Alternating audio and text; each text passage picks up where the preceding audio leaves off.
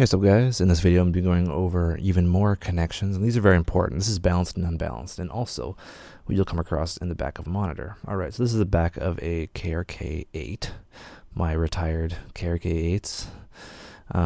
You will notice that we have an RCA, this is unbalanced, and a balanced, this is TRS or XLR. So the difference between these is basically audio quality. Now I'm going to try to explain. I actually don't have a balanced cable because they're currently being used in my system, but they are 1/4 inch. They look like so, but they have an extra ring around it, kind of like your headphone jack, and they plug in like so, right?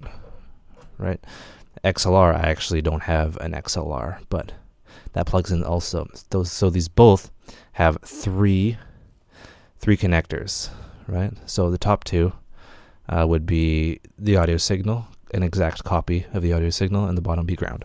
So what that does is over long cables, it'll pick up like interference or like a radio station or a microwave, and it'll cause a difference in the audio quality. It'll add noise. So what this does is it takes the left and the right, flip the polarity, and then it flips it back, and then that cancels out anything that's not the difference, and then you get a clean audio signal.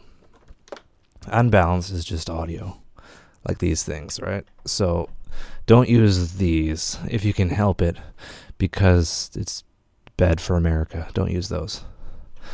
Use balanced, get good quality cables.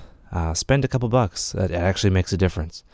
Unlike, monster cables versus regular cables, balanced, any kind of balanced high quality cable does make a difference. XLR, you'll see these used in clubs for like long runs of cables, so you can have it like really long cable and the audio will be perfect. Alright, so one more connector, and I believe it is down here, right? So this is a typical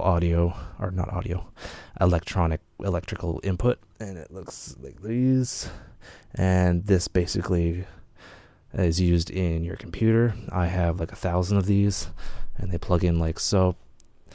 And then this plugs into your wall, power on off, and don't touch this unless you know exactly what you're doing, and if you move then you should change this over, but you need to change this anyway. So yeah, don't touch that ever. That's also bad for America. Going back up, look up, way up.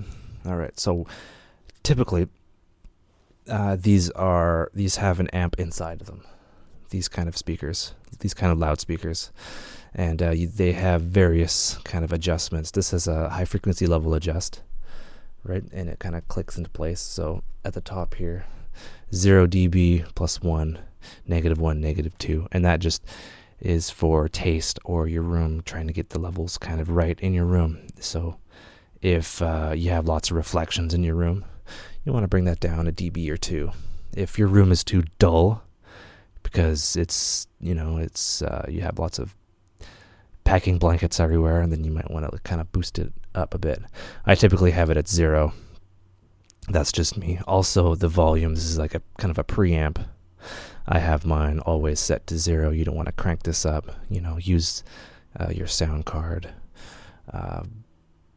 volume knob thing, and in other ones you'll have like a low frequency adjust. For the low frequencies, if your room is a bit too ringy, in the low end, you can bring that down. This one does not have that. But yeah, most important, balanced. Awesome balanced is good balanced. And that is the back of a typical loudspeaker that you would find in a studio. All right, take care and have a good one.